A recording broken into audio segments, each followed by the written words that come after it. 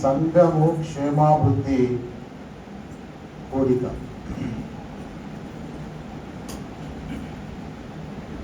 సంఘము క్షేమాభివృద్ధి నొందాలంటే అపోస్తలుల కార్యముల గ్రంథము 9వ అధ్యాయం ముందు 2వ అధ్యాయములో లేఖన భాగం చదవబడ్డది. 2వ అధ్యాయములో సంఘము పుట్టింది. సంఘము ఎప్పుడు పుట్టిందంటే పెంతెకోస్తు పండుగ దినమున సంఘము పుట్టింది. అపోస్తల కార్యము 2వ అధ్యాయములో ఆ విషయం రాయబడింది. ఈ విషయమై యేసుక్రీస్తు ప్రభుల వారు మత్తయి సువార్త 16వ అధ్యాయం 18వ వచనంలో సీమోను పేతురుతో, నా సంఘము నేను కట్టుదును, I will build my church. Will అంటే భవిష్యత్. అంతకు ముందుకు సంఘం కట్టబడలేదు. ఎప్పుడు కట్టాడు అని అంటే అపోస్తల కార్యము 2వ అధ్యాయంలో పరిశుద్ధాత్మ దేవుణ్ణి శాశ్వతముగా ఆయన నమ్మిన వారికి ఇచ్చిన ద్వారా సంఘము ప్రారంభమైంది. సంఘము పుట్టింది. సంఘం అనగా నీవు నేనే, యూదుడు అన్యుని కలయిక. మనం యూదులము కాదు, మనము అన్యులం.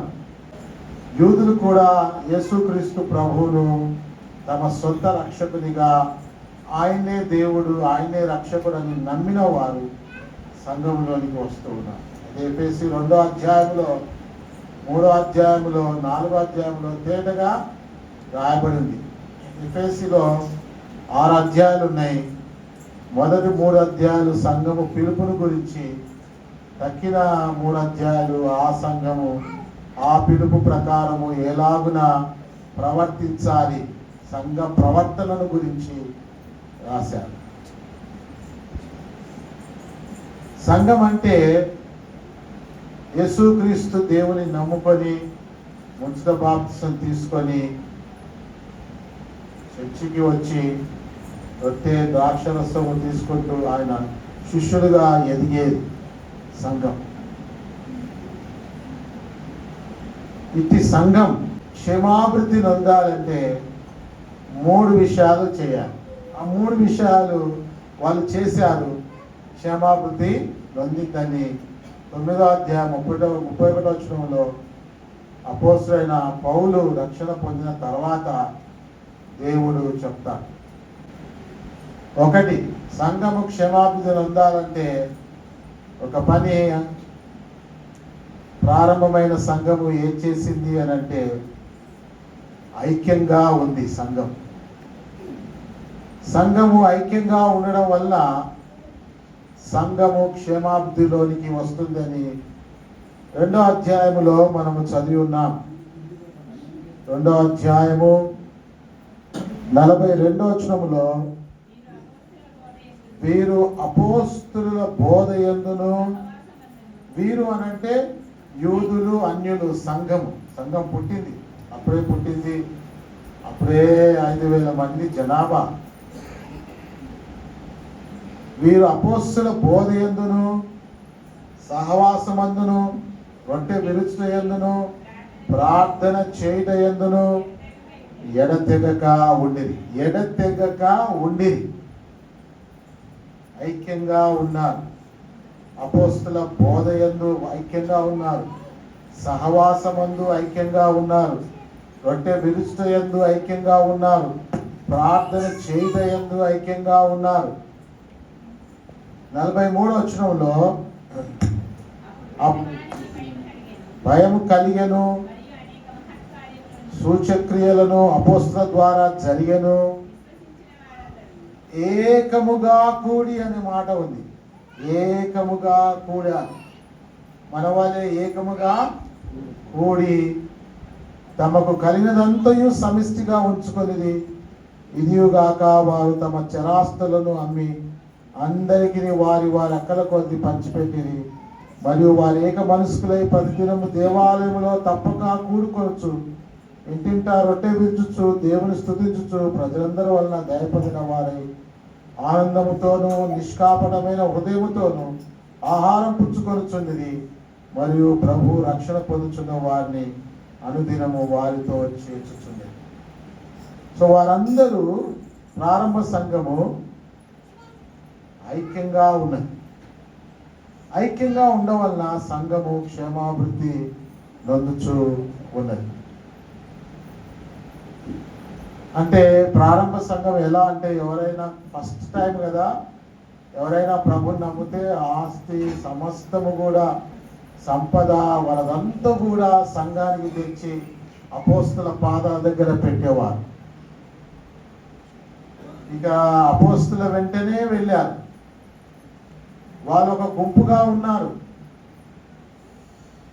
సమస్తము వదిలిపెట్టి వారి పాదాల దగ్గర పెట్టి వాళ్ళ వెంట ఐక్యంగా ఉన్నారు. వాళ్ళు దేవుని వాక్య విషయంలోనే ఐక్యంగా ఉండడం కాదు, సహవాసంలోనే కాదు, వాళ్ళకున్న సమస్తము కూడా వదిలిపెట్టి అమ్మివేసి తీసుకొని వచ్చి అపోస్తుల పాదాల దగ్గర పెట్టారు. అదే మాట ఇప్పుడు కూడా చెప్తుంది. మనము ప్రారంభ సంఘం వలె అన్ని కూడా అమ్మేసి వచ్చి ఉండడం లేదు. మన పనులు, మన చదువులు, మన ఉద్యోగాలు చేసుకుంటూ దేవునికి ఇవ్వాలి. దేవుని దగ్గర తెచ్చి మనం ఐక్యంగా ఉండాలి. మనం చదువుతున్నా దేవుని కొరకు చదువుతున్నాం, సంఘం కొరకు చదువుతున్నాం. మనం ఉద్యోగం చేస్తున్నా సంఘ క్షేమాభివృద్ధి కొరకు ఉద్యోగం చేస్తున్నాం. మనము ఏమి చేసినా సంఘ క్షేమాభివృద్ధి కొరకు. పాత నిబంధన గ్రంథములో దశమ భాగం ఇవ్వాలని ఉంది, 100కి 10 రూపాయలు. అలాగనే దశమ భాగము తీసుకొని వచ్చి ఇవ్వాలని. కానీ సంఘము ప్రారంభమైన తర్వాత కృపా యుగములోనికి వచ్చి ఉన్నాం. ధర్మశాస్త్రము కింద లేము. మనం ధర్మశాస్త్రం నుంచి విడిపింపబడ్డాం. యేసుక్రీస్తు ప్రభు మనల్ని విడిపించాడు, ఆయన కృప ఇచ్చాడు, ఆయన దగ్గరికి వచ్చాం. కాబట్టి మనము ఆయనకు సమస్తము కూడా దశమ భాగము కన్నా ఎక్కువగా ఇవ్వాలి. కాల్గేట్ పేస్ట్ అందరూ ఉదయం వేస్తేనే, ఈ మధ్య వేరే వేరే వస్తువులు వస్తూ ఉన్నాయి వేసుకోవడానికి. కాల్గేట్ ఫస్ట్ ఉండే కదా, ఆయన దశమ భాగము కాదు 90% దేవునికి ఇచ్చి 10% ఉంచుకునేంతగా దేవుడు ఆయనను దీవించాడు. ఉన్నదంతా కూడా దేవునికి తెచ్చి ఇవ్వడమే. ప్రభు తను ఆ పరలోకాన్ని విడిచిపెట్టి, సమస్తాన్ని విడిచిపెట్టి ఈ లోకానికి వచ్చి ఆయన ప్రాణం ఇచ్చి నిన్ను నన్ను కొన్నాడు. తన స్వరక్తం ఇచ్చి కొన్నాడు. సమస్తము ఆయనకి. ఆయన ఇప్పుడు వచ్చిందనుకోండి, అన్ని ఆయన దగ్గరికి వెళ్ళిపోతాం. చదువైనా, ఉద్యోగమైనా, ఇల్లైనా, ఆస్తి అయినా, పాస్తి సమస్తము కూడా అన్ని కూడా వదిలిపెట్టి ఆయనతో పాటు, చనిపోయిన వారు మొదట లేస్తారు, బతుకున్న వారు అందరం మహిమశీలం దాల్చుకొని ఆయన దగ్గరికి వెళ్ళిపోతాం. సో ఇది అన్నమాట ఐక్యంగా ఉండడం. మన మధ్య పేతురు అపోస్తలులో లీడర్గా ఉన్నాడు. ఆయనను మనం ఇక్కడ చూస్తున్నాం 3వ అధ్యాయంలో. తను మందిరానికి వెళ్తుంటే కుంటివాడును యేసు నామమున బాగు చేస్తాడు. అతన్ని కూడా మందిరంలోనికి తీసుకొని వస్తాడు. ఎలా బాగైంది నానంటే, పేతురును పట్టుకుంటారు యూదులు, యూదా మత పెద్దలు పట్టుకొని అతని యొక్క టీంను అందరినీ కూడా హింసిస్తారు, అతన్ని కష్టపెడతారు. అతడు ఎంతో బాగా దేవుని కొరకు నిలబడి యేసు ప్రభే ఈయనను స్వస్థపరిచాడు, యేసు ప్రభే ఈయనను స్వస్థపరిచాడు అని మాటి మాటికి చెప్తాడు. సో వాళ్ళందరూ సంఘము ఐక్యంగా తమ సమస్త విషయములో ప్రభువునకు సమర్పించి అన్నిటిలో ఐక్యంగా ఉన్నారు. కాబట్టి సంఘము క్షేమాభివృద్ధి నొందుతూ ఉంది. ఎఫెసీయులలో ఇలాగున రాయబడి ఉన్నది. ఎఫెసీయులకు రాసిన పత్రిక 3వ అధ్యాయం 1వ వచనం నుండి, ఈ హేతువు చేత అన్యజనులైన మీ 4వ అధ్యాయమా 3వ అధ్యాయమా 4వ అధ్యాయం చదవండి. 4వ అధ్యాయం 1వ వచనం. కాబట్టి మీరు సమాధానమును బంధము చేత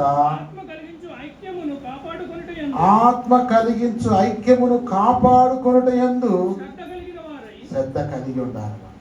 మనము ఐక్యంగా ఉంటే సంఘము క్షమాబుద్ధి నుండి సమాధానము కలిగి ఉంటుంది. దేవుడేమో మనల్ని ఐక్యపరిచాడు, ఐక్యంగా ఉండమన్నాడు. సాతానుడు ఆ మాటలు ఈ మాటలు చెప్పి విడదీస్తూ ఉంటాడు, వేరుపరుస్తూ ఉంటాడు. సో పెద్దలు ఇది గమనించి ఏం చేయాలంట? ఐక్యమును కాపాడుకునే శ్రద్ధ కలిగిన వారై ప్రేమతో ఒకరినొకడు సహించుచు మీరు పిలువబడిన పిలుపునకు. ఎఫెసీ 3 మొదటి 3 అధ్యాయాల్లో దేవుడు సంఘాన్ని పిలిచాడు. అది ఆయన ప్రణాళిక. సంఘం అనేది ఆయన ప్రణాళిక. జగతి పుట్టక మునిపే, నువ్వు నేను పుట్టక మునిపే ఆయన మైండ్లో ఉన్న ఆ సంఘం యొక్క ప్రణాళిక యేసు ప్రభు ఈ లోకానికి వచ్చి చనిపోయి తీర్చడం వలన, మనం నమ్మటం వలన ఏర్పడింది. ఆయన మనల్ని పిలిచిన పిలుపునకు తగినట్టుగా దీర్ఘ శాంతముతో కూడిన సంపూర్ణ వినయముతోను సాత్వికముతోను నడుచుకునవలనని ప్రభువును బట్టి ఖైదీనైన నేను మిమ్మల్ని బతిమాలుకొనుచున్నాను. సో ఐక్యంగా ఉండాలి అని పౌలు కూడా సంఘమునకు 4వ అధ్యాయములో శ్రద్ధ కలిగి ఉండాలని, పిలుపునకు తగినట్టుగా ఉండాలని, పాపులైన మనల్ని పరిశుద్ధులుగా చేశాడు ఆయన నమ్మడం వల్ల. సంఘము పరిశుద్ధమైన వాడు, యేసు పరిశుద్ధమైన వాడు. పరిశుద్ధంగా ఉండాలి, ఆయన చెప్పినట్లుగా ఉండాలి. ఆయన ఎలాగున బైబిల్లో సంఘము ఉండమని చెప్పాడో ఆ విధంగా ఉండి దీర్ఘశాంతము అనంటే ఓర్పు కన్నా ఎక్కువ. ఇప్పుడు ఇక్కడ లైట్స్ ఉన్నాయి, ఫ్యాన్స్ తిరుగుతున్నాయి, ఇంతవరకు వీడియో తీయబడుతుంది, మైక్ వాడబడుతుంది, డ్రమ్స్ ప్లే చేయబడ్డవి. ఎంత పవర్ కావాలి అని ఎలక్ట్రిసిటీ సంస్థ మీకు మీటరు ఇచ్చారు. దానికన్నా ఎక్కువగా లోడ్ పడ్డదనుకోండి, ఫీజు అనేది ఎగిరిపోతుంది. సో దీర్ఘశాంతము అని అంటే ఎంత కావాలి ఈ ఇంటికి? ఒకవేళ వాడుకున్నాం అంత పెద్ద వైరు ఆ యొక్క మీటర్ దగ్గర వేస్తాం, అది దీర్ఘశాంతం అంటే. దీర్ఘశాంతంతో కూడిన సంపూర్ణ వినయముతోను సాత్వికముతోను నడుచుకొనుచు బ్రతకాలి అని ప్రభు ఎఫెసీ అపోస్తలుడైన పౌలు ఎఫెసీ పత్రిక 4వ అధ్యాయంలో చెప్పారు. అంటే సమస్యలు గొడవలు వస్తాయి, రాక మానవు. వచ్చినప్పుడు విపరీతమైన విషయాలు వస్తాయి. వచ్చినప్పుడు దీర్ఘశాంతముతో వినయముతో సాత్వికముతో సంఘము ఉండాలి. క్రమశిక్షణ అనేది దేవుడు ఇచ్చాడు. సంఘము క్రమశిక్షణ అనేది ఉండాలి. ఏదైనా తప్పు జరిగితే ఏం చేయాలి ఏంటని క్రమశిక్షణ లేకపోతే అది సంఘము కాదు. క్రమశిక్షణ పాటించినప్పుడే దీర్ఘశాంతము వినయము సాత్వికముతో ఆ క్రమశిక్షణ అనేది పాటించినప్పుడే పరిశుద్ధత అనేది ఉంటుంది. ఎక్కడ పరిశుద్ధత ఉంటే అక్కడ దేవుడు ఉంటాడు. సంఘము ఐక్యముగా ఉండడం వలన సంఘము క్షేమాభివృద్ధి నొందుతుంది అని మనము తెలుసుకుంటున్నాం. ఇంకా అపోస్తల కార్యగ్రంథంలో 8వ అధ్యాయంలో చూస్తే 1వ వచనము, ఆ కాలమందు యెరూషలేములోని సంఘమునకు గొప్ప హింస కలిగినందున అపోస్తలులు తప్ప అందరూ యూదయ సమరయ దేశముల యందు చెదిరిపోయింది.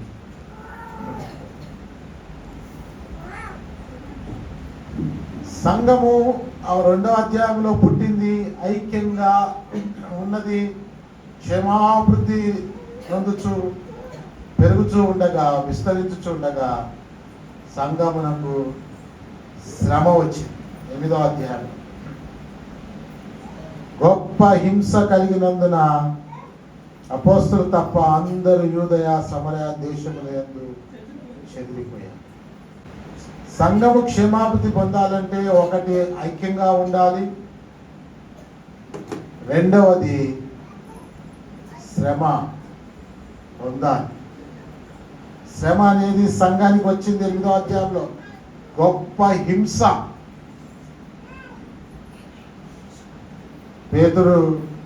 పేతురును అంతింత కాదు, చంపడానికి కూడా ప్రయత్నం చేశాడు. కానీ దేవుడు తన దూతను పంపి రక్షించాడు. పేతురును దేవుడు శిష్యులను అపోస్తలులను నిలబెట్టి వాడుకుంటుంటే పేతురు యోహాన్ను వాళ్ళు నిలబెట్టి వాళ్ళ సభలోకి పిలిచి ఎంతగానో హింస కలిగించారు. ఆ తర్వాత సంఘము అననీయ సప్పీరా వాళ్ళ ద్వారా హింస అనేది వచ్చింది, శ్రమ అనేది వచ్చింది. వాళ్ళు కూడా ప్రభు నమ్ముకున్నారు, ఆస్తిపాస్తులు అమ్ముకున్నారు, కానీ కొంత దాచుకొని తీసుకొని వచ్చి కొంత ఇచ్చారు. అప్పుడు పేతురు గారు అన్నారు, మీరు పరిశుద్ధాత్మ దేవునికి వ్యతిరేకంగా అబద్ధం ఆడుతున్నారంటే అననీయ చనిపోయాడు. పేతురు చెప్పలేదు, అబద్ధం ఆడగా భార్య కూడా, ఇంట్లో ఉన్న భార్య విని పరిగెత్తుకుంటా వచ్చి ఆమె కూడా ఇంతే అని అనడం వలన చూడండి 5వ అధ్యాయంలో ఏమనుంది, 4వ వచనంలో, అది నీ యొద్దనున్నప్పుడు నీదే కదా, అమ్మిన మీపట అది నీ వశమై ఉండలేదా? ఎందుకు ఈ సంగతి నీ హృదయంలో ఉద్దేశించుకున్నావు? నీవు మనుషులతో కాదు, నీవు నీ తోటి ఫ్రెండ్స్తో, నీ భార్య భర్త పిల్లలతో కుటుంబీకులతో సంఘస్థులతో కాదు, నీవు దేవునితోనే అబద్ధం ఆడితేవని. సో దేవుడు చెప్పినట్టు మనము చేయకపోతే మనము దేవునికి వ్యతిరేకంగా అబద్ధం ఆడినట్టు. మనం దేవుడు కదా మనల్ని రక్షించింది, మనం ఐక్యంగా ఉంటూ క్షమాభివృద్ధి పొందుతున్నాం. గొప్ప హింస అనేది, శ్రమ అనేది అననీయ సప్పీరా వాళ్ళతో వస్తే దేవుడు వెంటనే వాళ్ళను గుర్తు చేశాడు. 1 పేతురు పత్రిక 4వ అధ్యాయంలో హింసను గురించి, శ్రమను గురించి ఏమని చెప్తాడు అని అంటే చూడండి,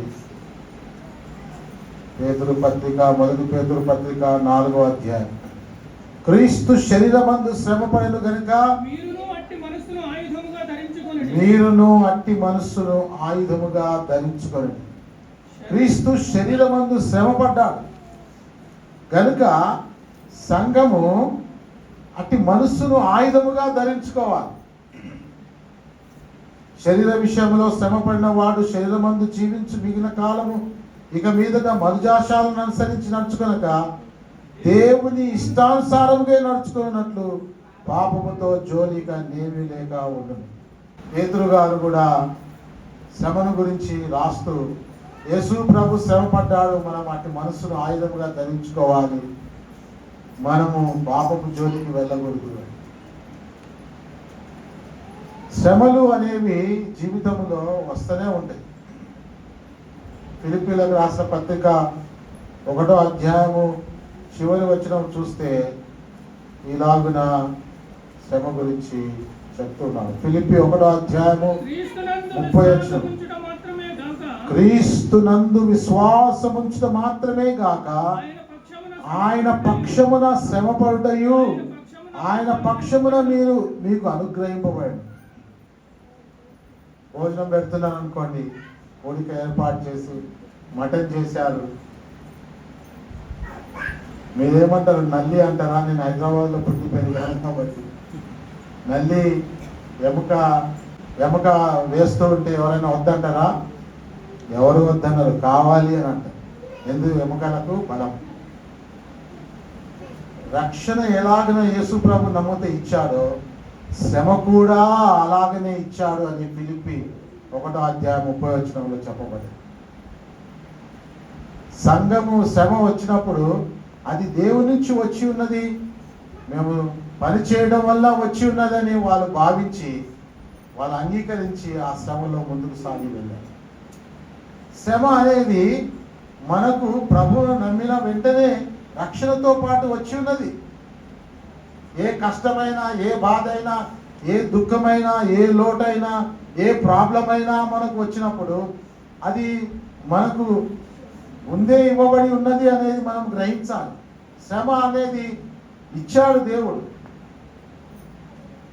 ఎలాగైతే వడ్డించినప్పుడు నల్లి పడుతుందో అలాగున దాన్ని తీసుకొని గుంజి ఎవరు కూడా వద్దని దాన్ని కొట్టి మరీ తీసి మరీ లాక్కున్నట్టుగా నిజ విశ్వాసి శ్రమలను అలవర్చుకొని ఎందుకొరకు ప్రభా ఇది ఇచ్చావో దాని యొక్క ఉద్దేశము నెరవేరుస్తా. శ్రమల యొక్క ఉద్దేశము దేవుని మహిమపరచుటకు, సంఘము క్షమాభివృద్ధి వచ్చుటకు, సంఘము విస్తరించుటకు. ఇక అపోస్తల కార్యం 8వ అధ్యాయంలో సంఘములకు గొప్ప హింస వచ్చినప్పుడు యూదయ, సమరయ, యెరూషలేము వదిలి, యెరూషలేములో అపోస్తలులు ఉన్నారు, పెద్దలు ఉన్నారు, కానీ సమరయ, యూదయ అంతా కూడా చెదిరిపోయారు. యేసు శిష్యులు వెళ్ళలేదు సమరయ, యూదయకు, తక్కిన వారు వెళ్ళారు. యెరూషలేములో సంఘము శ్రమల ఉద్దేశం ఏంటంటే సంఘము క్షేమాభివృద్ధిలోనికి రావడం. 1 కొరింథీ 15వ అధ్యాయంలో, 2 కొరింథీ 1వ అధ్యాయంలో, 2 కొరింథీ 1వ అధ్యాయము 4వ వచనం నుండి చదువుతున్నాను చూడండి. దేవుడు మమ్మును ఏ ఆదరణతో ఆదరించుచున్నాడు, ఆ ఆదరణతో ఎట్టి శ్రమలలో ఉన్నవారినైనను ఆదరించుటకు శక్తి గల వారమగునట్లు ఆయన మా శ్రమ అంతటిలో మమ్మును ఆదరించుచున్నాడు. అపోస్తలుడైన పౌలు ఎవరైనా దేవుడు అట్టి ఆదరణతో మమ్మల్ని ఆదరిస్తున్నాడని చెప్పాడు.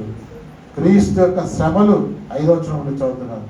క్రీస్తు యొక్క శ్రమలు మా యందేలాగు విస్తరించుచున్నవో, క్రీస్తు యొక్క శ్రమలు మా యందేలాగు విస్తరించుచున్నవో అలాగే క్రీస్తు ద్వారా ఆదరణ మాకు విస్తరించుచున్నది. మేము శ్రమ పొందినను మీ ఆదరణ కొరకు, రక్షణ కొరకు పొందుదుము.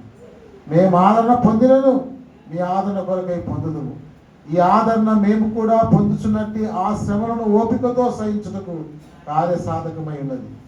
మీరు శ్రమలో ఎలాగో పాలివారై ఉన్నారో అలాగే ఆదరణలో పాలివై ఉన్నారు కనుక మిమ్మల్ని గూర్చి మాకు మా నిరీక్షణ స్థిరమై ఉన్నది. శ్రమలు అనేటివి దేవుని యొక్క ఉద్దేశము. సంఘము క్షేమాభివృద్ధి పొందుటకు దేవుడే ఇస్తాడు. శ్రమ ఇచ్చాడంటే ఆదరణ కూడా ఇస్తాడు. పరిశుద్ధాత్మ దేవుడు ఆదరించేవాడు, దేవుని యొక్క వాక్యము చేత ఆదరిస్తాడు. సో ప్రారంభ సంఘము 8వ అధ్యాయంలో శ్రమ కలిగినప్పుడు అపోస్తులు తప్ప తక్కిన వారు యూదయ, సమరయ వెళ్ళినప్పుడు సంఘము క్షేమాభివృద్ధి పొందింది అనే సంగతి. ఈ శ్రమలు వచ్చినప్పుడు ఆదరణ కూడా ప్రభు ఇస్తూ ఉన్నాడు. పేతురు శ్రమల్లో ఆదరణ పొందాడు, శిష్యులు ఆదరణ పొందారు, అపోస్తలుడైన పౌలు ఆదరణ పొందాడు. సంఘము యేసు ప్రభు నమ్ముకున్న వారు ఎంతో ఆదరణ పొందారు. భారతదేశంలో ఎప్పుడు లేని విధంగా శ్రమ అనేది సంఘమునకు వస్తుంది. 3వ విషయం,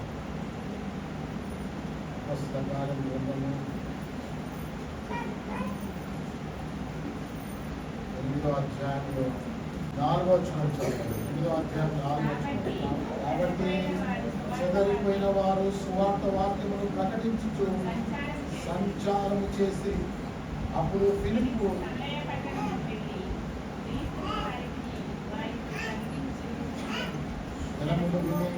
ఫిలిప్పు చేసిన సూచనందున అతడు చెప్పిన మాటల యందు ఏక మనసుతో లక్ష్యముంచగా అనేకులు పట్టిన అపవిత్ర ఆత్మలు పెద్ద కేకలు వేసి వారిని వదిలిపోయాను. పక్షవాయు గల వారిను కుంటి వారిను అనేకులు స్వస్థత పొందిరి. అందుకు ఆ పట్టణంలో మిగుల సంతోషము కలిగి.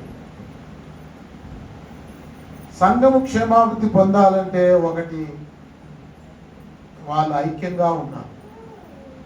రెండవది శ్రమ అనేది వస్తుంది. శ్రమ కూడా ఇక్కడ శ్రమ పొందినప్పుడు యెరూషలేములో దేవుడు సంఘాన్ని కట్టాడు. అపోస్తలులు అక్కడే ఉన్నారు, కానీ తక్కిన వారు చెదిరిపోయారు. అందులో ఇద్దరి పేర్లు మనం వింటాము. వారు స్టెఫెను, ఫిలిప్. ఫిలిప్ గురించి మొదట ధ్యానం చేసుకుంటాం. చెదిరిపోయిన వారు సువార్త వాక్యమును ప్రకటించారు. సో మూడవ విషయం ఏంటంటే సువార్తను ప్రకటించడం ద్వారా సంఘము క్షేమాభివృద్ధిలోనికి వస్తుంది. ఒకటి ఐక్యంగా ఉండడం వల్ల, రెండవది శ్రమ పడడం వల్ల, మూడవది సువార్త ప్రకటన చేయడం వల్ల.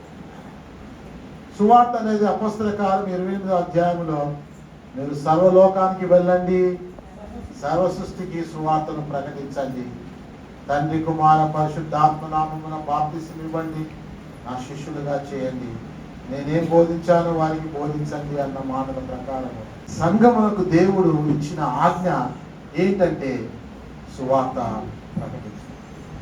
సువార్త అనగా ఇదే 1 కొరింథీ 15వ అధ్యాయం 3వ వచనంలో యేసుక్రీస్తు ప్రభు లేఖనముల ప్రకారం ఈ లోకానికి వచ్చాడు. లేఖనం ప్రకారం కలవరి శిలువలో మన పాపముల కొరకై ప్రాణం పెట్టాడు. లేఖనం ప్రకారం తిరిగి లేచాడు. సువార్త అనగా యేసుక్రీస్తే. మనము త్రిత్వము తండ్రి కుమారుడు పరిశుద్ధాత్మ దేవుడు అని మనం నమ్ముతూ ఉన్నాము. బైబిల్ చెప్తూ ఉంది. ఆ త్రిత్వం అనే మాట లేదు, కానీ యెహోవా, యేసుక్రీస్తు, పరిశుద్ధాత్మ. యెహోవా దేవుడే, యేసుక్రీస్తు దేవుడే, పరిశుద్ధాత్మ దేవుడే. కానీ ముగ్గురు దేవుళ్ళు కాదు, ఒకడే దేవుడు. ముగ్గురు వ్యక్తులు. ఈ ముగ్గురు వ్యక్తులు ఒక్కొక్కరి దేవుడే. యెహోవా ఎంత దేవుడే, యేసుక్రీస్తు అంత దేవుడే. యేసుక్రీస్తు యెహోవా ఎంత దేవుడో, పరిశుద్ధాత్ముడు అంత దేవుడే. ఒకే దేవుడు, ముగ్గురు వ్యక్తులు విడివిడిగా ఉన్నారు, విడదీయని విధంగా ఉన్నారు. నేర్చుకోవడానికి విడదీసి మనము చదువుకుంటున్నాము, కానీ విడదీయని విధంగా ఉన్నారు. తండ్రి కుమార పరిశుద్ధాత్మ. యేసుక్రీస్తు శరీరధారి అయినాడు అని అంటే ఇప్పుడు మీరు చూసేది యేసుక్రీస్తునే. యేసుక్రీస్తు మినహా యెహోవాను చూడలేరు. యేసుక్రీస్తు మినహా పరిశుద్ధాత్మని పొందలేరు. ఎందుకనగా దేవుడు శరీరధారి అయ్యాడు. మనం పరలోకానికి వెళ్ళి చూసేది యేసుక్రీస్తునే. యేసుక్రీస్తు దేవుడు, త్రియేక దేవుడు శరీరం దాల్చుకున్నాడు. ఆయన దైవ మానవుడు, 100% దేవుడు. నువ్వు నేను ఎంత మానవులమో యేసు ప్రభు కూడా పాపము లేని మానవుడు, కానీ ఆయన 100% దేవుడు. యేసుక్రీస్తే సువార్త. యేసుక్రీస్తు ప్రభువుని గురించి చెప్పడమే. ఆయన ఎవరు, ఏమై ఉన్నాడు, ఎందుకు ఈ లోకానికి వచ్చాడు, ఎందుకు కలవరి శిలువలో చనిపోయాడు, తిరిగి లేచాడు, ఈ సంగతి చెప్పడమే సువార్త. మన దేశంలో మీటింగ్లు పెట్టి బయట తిరగనిస్తలేరు, చట్టాలు చేసి డిస్టర్బ్ చేస్తున్నారు. కాబట్టి వ్యక్తిగత సువార్త అనేది చాలా బాగా ఎఫెక్టివ్గా ఉంటుంది. వ్యక్తిగతంగా పెద్ద పెద్ద మీటింగ్లు పెట్టడం కన్నా నీ ఇంట్లో ఉన్నవారు, నమ్మని వారు, నీ బంధువులు, నీ స్నేహితులు, వాళ్ళతో చెప్పు, వ్యక్తిగతంగా చెప్పు. ఒకటి పట్టుకొని మెల్లగా యేసు ప్రభువుని గురించి చెప్పచ్చు. 8వ అధ్యాయంలో అపొస్తలుల కార్యము 8వ అధ్యాయములో మనం చూస్తే ఫిలిప్పు సమరయలో తిరుగుచు సువార్త పని చేశాడు, అద్భుతాలు చేశాడు. దేవుడు ఎందరినో రక్షించాడు. ఫిలిప్పు కుటుంబం ఉన్నవాడు, భార్య బిడ్డలను కూడా తరబీదిచ్చాడు, వాళ్ళను కూడా సువార్థికులుగా చేశాడు. ఫిలిప్పు సంఘములో ఒక పరిచారకుడు. ఫిలిప్పు మంచి పేరు గలవాడు, ఆత్మతో నింపబడినవాడు. ఫిలిప్పు జ్ఞానముతో నింపబడినవాడు, దైవ జ్ఞానం కలిగినవాడు. అటు ఫిలిప్పు 26వ వచనం నుండి మనం చూస్తే, నపుంసకుడు, ఐథియోపియుడైన నపుంసకుడు యేసు ప్రభువును నమ్ముతాడు. ఇతడు అన్యుడు. ఇతడు యెరూషలేమునకు వచ్చి అక్కడ దర్శనం చేసుకొని వెళుతూ ఉంటే పరిశుద్ధాత్మ దేవుడు ఫిలిప్పుతో నువ్వు వెళ్ళు, అతన్ని కలుసుకో అనంటే అతడు పరిగెత్తి అతడు వెళుతున్న రథం దగ్గరికి వెళ్ళాడు. 26వ వచనం నుంచి మనం చదివితే, ప్రభు దూత నీవు లేచి దక్షిణముగా వెళ్ళి యెరూషలేము నుండి గాజాకు నువ్వు పో మార్గమును కలుసుకోమని ఫిలిప్పుతో చెప్పగా అతడు లేచి వెళ్ళాడు. అప్పుడు ఐథియోపియైన రాణి అయిన కాలి కింద మంత్రి అయిన ఆమె యొక్క ధనాగారం అంతటి మీద ఉన్న ఐథియోపియైన నపుంసకుడు ఆరాధించుటకు యెరూషలేమునకు వచ్చిండు. అతడు తిరిగి వెళ్ళొచ్చు తన రథం మీద కూర్చుండి ప్రవక్త అయిన యెషయా గ్రంథము చదువుచున్నాడు.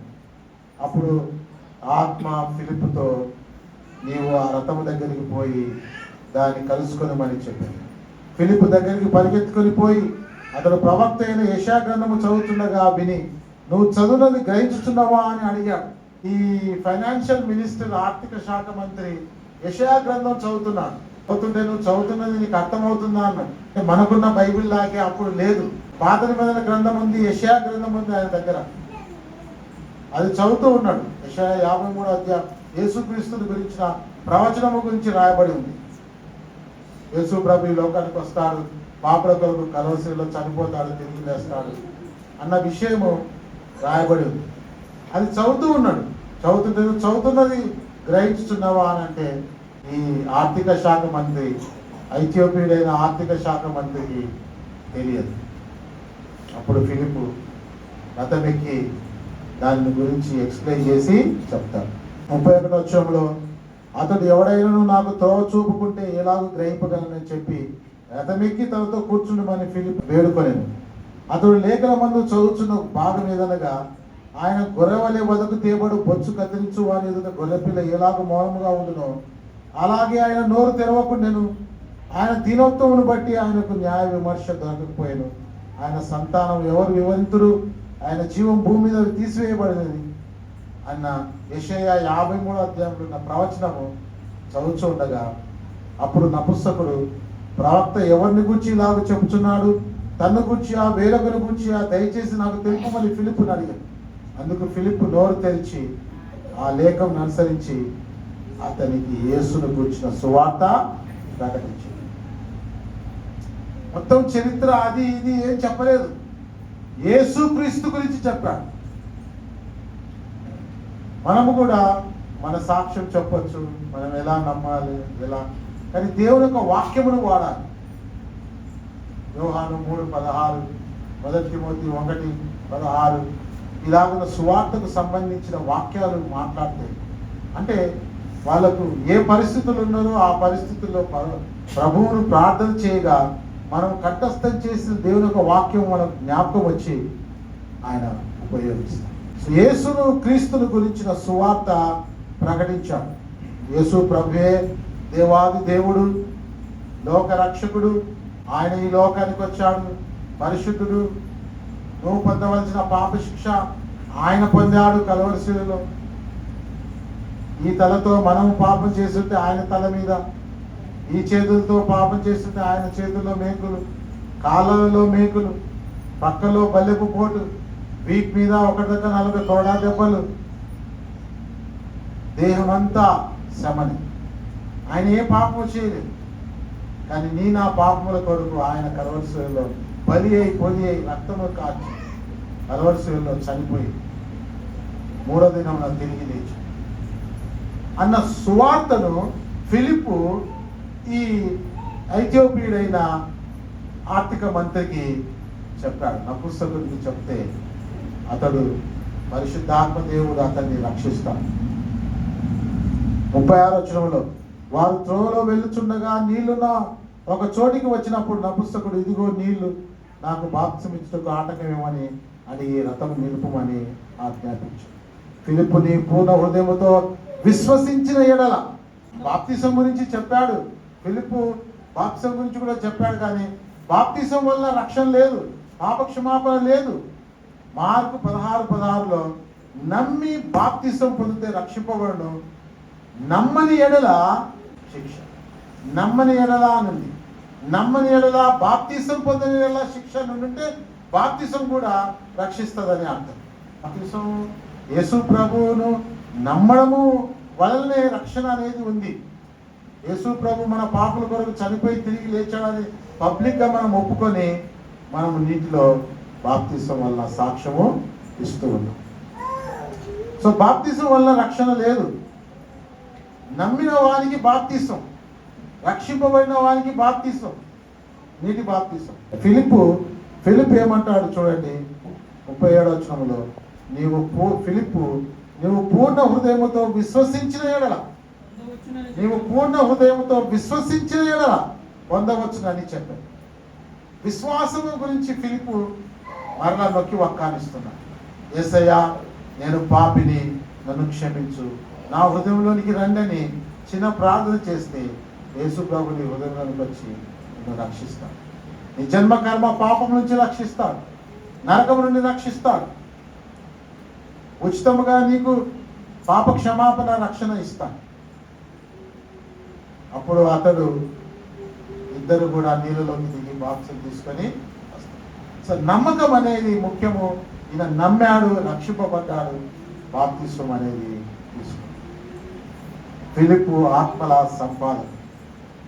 ఫిలిప్పు ఎంత ఆత్మల సంపాదన అంటే ఎక్కడికి వెళ్ళినా రోజు ముగ్గురికన్నా చెప్పకుండా నిద్రపోయేవాడు. మనం కూడా తీర్మానం చేసుకోవాలి, ముగ్గురికన్నా, ఇద్దరికన్నా, ఒకరికన్నా చెప్పి మనం నిద్రించగలం. నేను ఒకరోజు ఎవరికి చెప్పలేదు, నిద్ర పోయేటప్పుడు ప్రార్థన చేసుకుంటే, నువ్వు ఎవరికి సువార్త చెప్పలేదని పరిశుద్ధ ఆత్మదేవుడు చెప్పినప్పుడు నేను బయటికి వెళ్ళా, ఇంటి ముందు కూర్చున్నా. అలా కొంచెం రోడ్ దగ్గరికి వెళ్తే ఎవరో వస్తూ ఉన్నారు. ఆయన తప్ప తాగి ఉన్నాడు. ఆయనకు యేసు ప్రభు గారి గురించి ఎలా చెప్పాలి, తాగి ఉన్నాడు.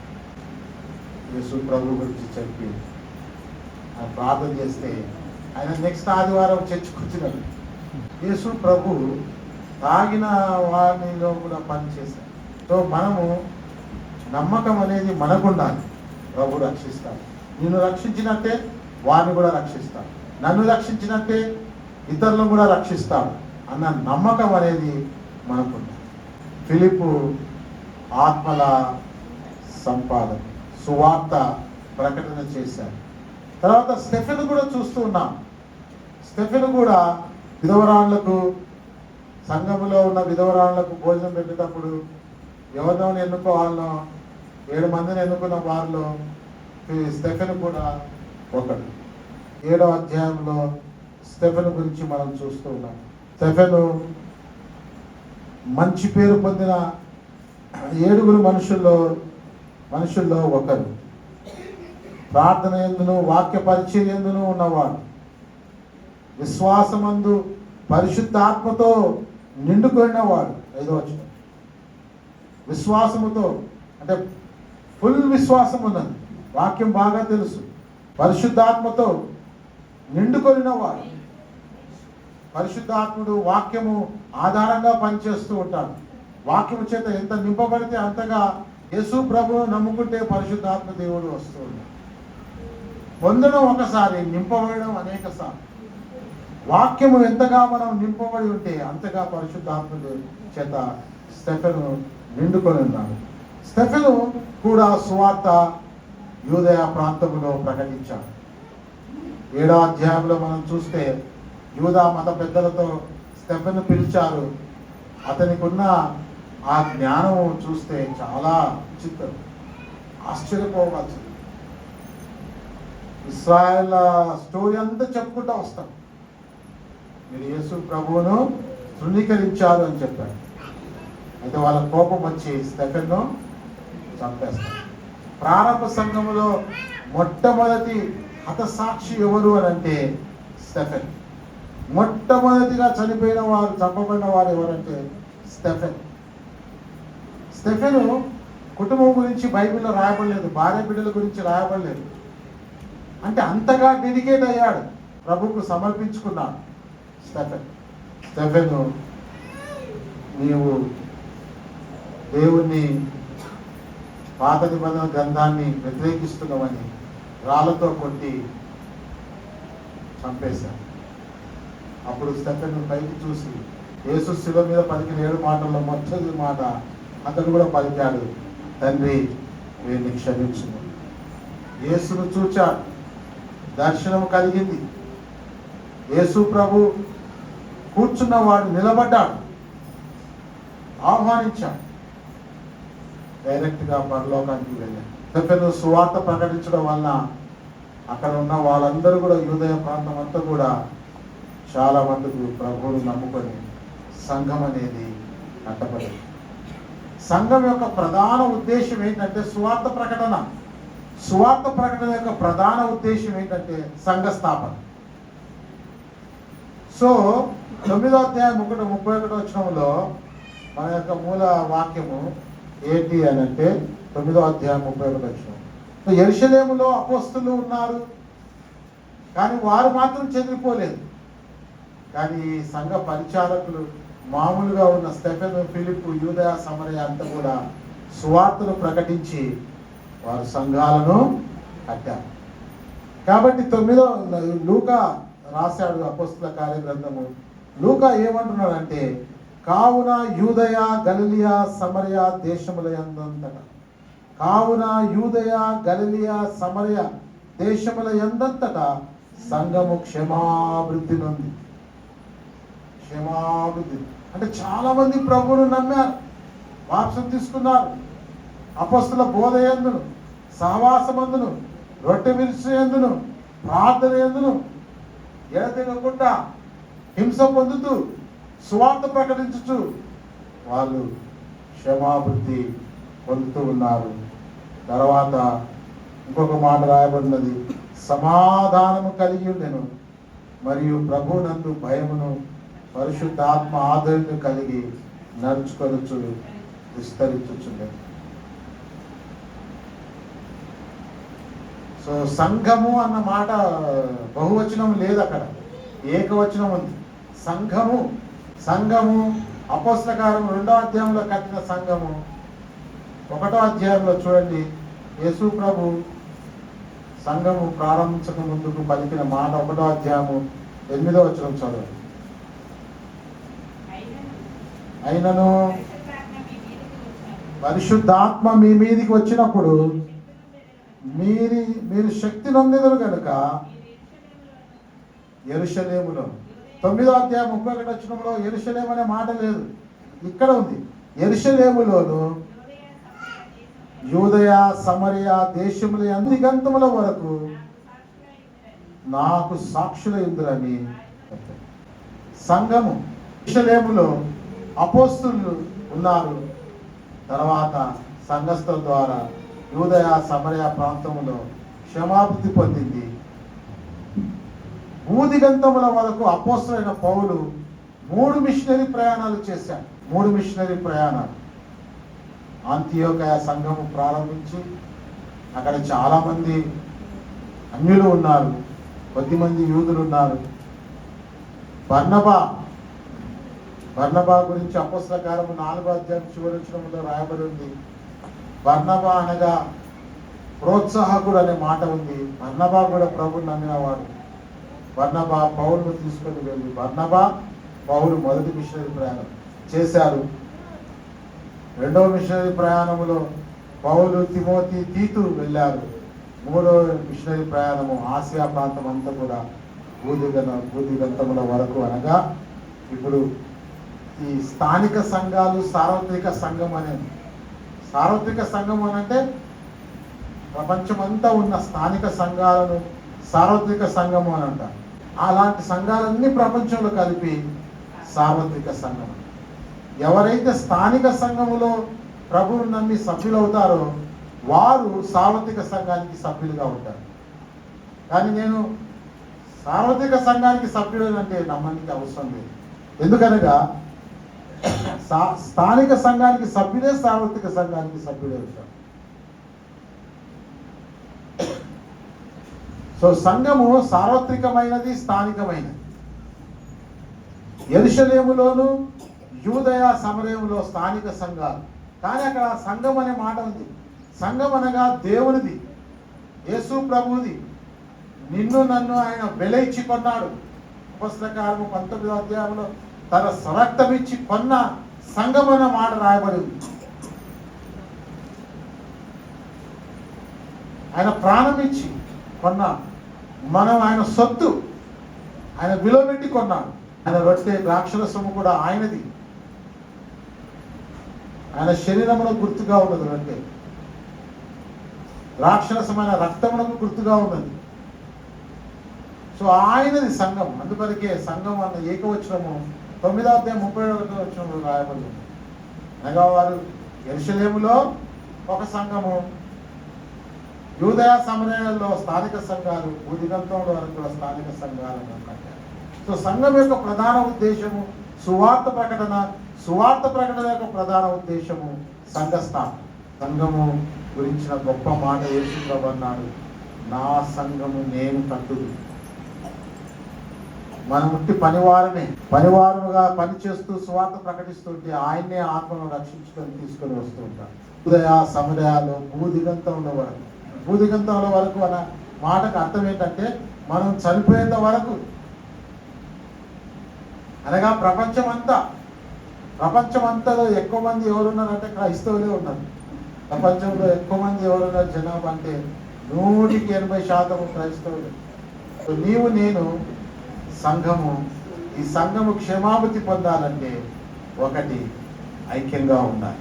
స్థానికంగా సంఘము ఐక్యాన్ని విడదీసే ఏదొచ్చినా అని కూడా జాగ్రత్తగా ఉండి ఐక్యంగా ఉండాలి. రెండవది శ్రమ వస్తుంది, కష్టాలు వస్తాయి, బాధలు వస్తాయి, ఇబ్బంది వస్తుంది. మైకు వాడొద్దు, గట్టిగా వాడొద్దు, మీరు ఇలా చేయొద్దు అనే మాటలు వస్తాయి. అయినా మెల్లగా వెళ్తూనే ఉండాలి, వెళ్ళాలి. ఎందుకనగా ఒకప్పుడు ప్రభువు 120 సంవత్సరాలు బతుకుతా ఉన్నాడు. ఇప్పుడు 40 సంవత్సరాలు 60 సంవత్సరాలు మహా అంటే కష్టం, 70-80 కష్టం. ఎప్పుడైనా చనిపోయేది, కానీ ప్రభు కోసం చనిపోవడం అనేది గొప్ప విషయం.